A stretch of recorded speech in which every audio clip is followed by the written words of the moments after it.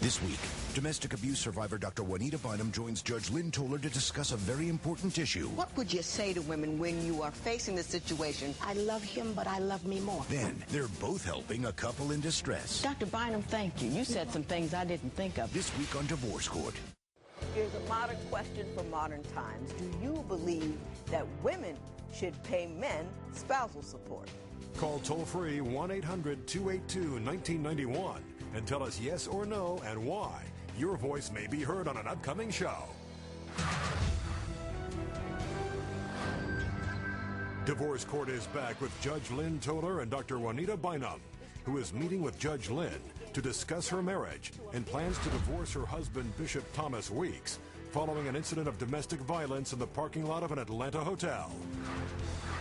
The thing I found in court is that domestic violence didn't end the relationship. That woman still loved that man. Right. And oftentimes what we had was a crisis and then a reconciliation. Right. So respond to that. Are you two getting back together? Are you talking? Well, I can't speak for him, but I no longer want the marriage. So you're done? I'm done. What would you say to women when you are facing the situation, I love him, but this is not a healthy place for me to be? What would you say to me? What would you say to I them? think I said to myself practically, I love him, but I love me more. Okay. And so now I had to make the decision to still, Judge, take the love that I have for him with me. It was my experience. I think I will always love him. You can love him, but from across town. Got to. You can love him from across town. Got to. From across the world. Yeah, there you go. That's it. On the internet, they said you tried to commit suicide. Is that true or is that not true? Suicide crossed my mind. Jumping out the window crosses your mind. You know, I felt hopeless. It was like, I said, you know what? I want to go to sleep. Wow.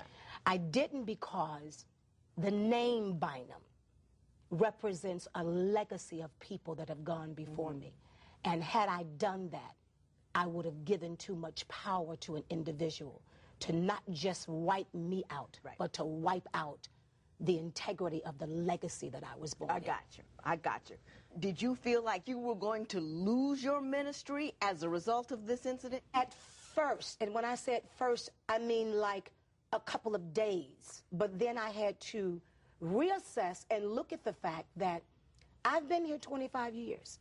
If all that I have become in 25 years does not properly define who I am to the people that follow my ministry, then there's no need me trying to explain it. And so speaking of that, I wasn't in the parking lot that day. And everybody who's talking about you wasn't in the parking lot that day. He has pled guilty, and that is what that is. Some people are saying this was a staged incident. I don't think that I would bring myself to build a ministry and for one incident want to bring that kind of negative press to myself after 25 years of ministry. There are those who say, and I have this concern as well, I'm just going to be honest with you, that as a person in the ministry, as a person of God, to have the personal wealth that you have attained is not consistent with that walk for God and for the people. People don't see what I give, and they don't know how one of my biggest problems is that I give too much. I'm in the situation I'm in right now for that very reason. Yeah. So do you see how people find that inconsistent? They look at what you have, what you drive, and the house that you live in, and that you're accepting tithes from people who may be making $20,000, $30,000 a year, and how they find that troubling? What I've accumulated, I didn't accumulate that through tithes and offering. I wrote books, and my books sold very well. I never wanted to live off of the people in the church. I wanted to own my own. I'm a very practical person, and everybody that I talk to, I learn things from, and I'd like to put it in concise bullet points and send it out.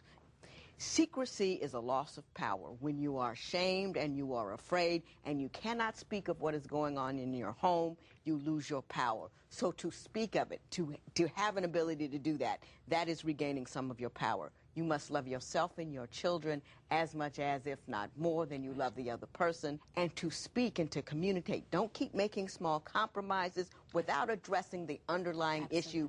And if you need assistance from outside, like a counselor, then indeed that is what you ought to do so you can deal with the problems early and they do not accelerate. Did I get you? You got me.